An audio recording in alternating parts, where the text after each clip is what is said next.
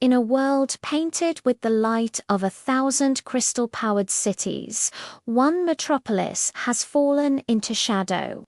Etheria, once the brightest jewel of civilization, is now a silhouette against the perpetual twilight. But in the heart of this sprawling darkness, a single light stubbornly refuses to die. That's where our story begins. For weeks, I've been haunted by dreams. Visions of a silent city, of streets paved in obsidian and towers that scrape a starless sky, and always, at the center of it all, a beacon, a soft, pulsing glow that called to me across the wastelands. So I followed it. They say only fools and ghosts walk the paths to Etheria now, but the dreams were too strong to ignore.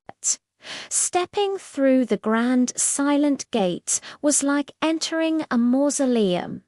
The air is heavy, still, and cold. The usual hum of a crystal city, that constant low-frequency thrum of energy, is gone. There's just silence. The kind of quiet that feels like it's listening. The buildings, intricately carved and impossibly tall, are just dark shapes against the faint glow ahead. My boots echo on the polished stone as I walk the main promenade. The silence isn't empty though, it's filled with a strange tension. As I pass by the darkened storefronts and silent plazas, I catch movements in my peripheral vision, shadows that stretch and recoil when I turn to look. Whispers that slither through the alleyways, sounding like gears turning or static crackling. The city isn't abandoned. It's holding its breath. It's waiting. Following the beacon's pull, I find myself in the city's core, the chamber of luminance. And there it is, the last light. It's not a massive crystal like the legends described, but a single fist-sized shard floating in the air, bathing the chamber in a gentle, ethereal blue. It pulses softly, like a heartbeat. Around it, ancient machines, constructs of brass and crystal, stand inert but not derelict. They seem poised, ready to spring to life.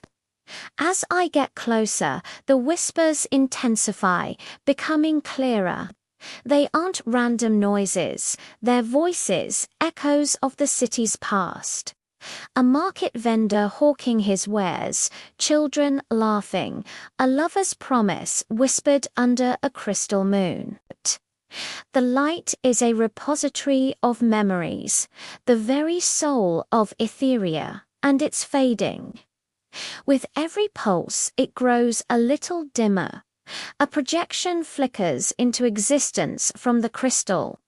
It's a figure, an ancient guardian of the city, their form made of shimmering light. They don't speak, but the knowledge flows directly into my mind. The city's power wasn't just energy, it was life, memory, history itself. A cataclysm caused the crystals to overload and to save the world from being consumed by raw power. The Guardians initiated a shutdown, consolidating everything into this one final shard, the heart, but the shutdown was too successful. It didn't just contain the power, it trapped the city's essence. The shadows are the displaced spirits of its people, unable to move on. The machines are dormant, waiting for a command they can no longer receive. The heart is failing, and when it fades at dawn, everything, the memories, the spirits, the city's very soul will be erased forever. The Guardian's message presents a choice, a terrible, impossible choice. I can shatter the crystal. This would release a wave of pure energy, reigniting the crystals across the world and bringing light back to all the other cities. It would be a new dawn for civilization. But in doing so, Etheria, its history, and all the souls trapped within it would be utterly annihilated. The fuel for a new world, or I can pour my own life force into the crystal. A sacrifice. My energy might be enough to stabilize it, to restore Etheria to its former glory.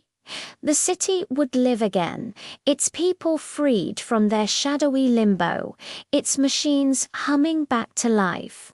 But the cost would be my own existence, and the rest of the world would remain in its dim, struggling state. I would save this one perfect city, but condemn the world to twilight. The first rays of dawn are now creeping over the horizon, painting the sky in hues of grey and orange.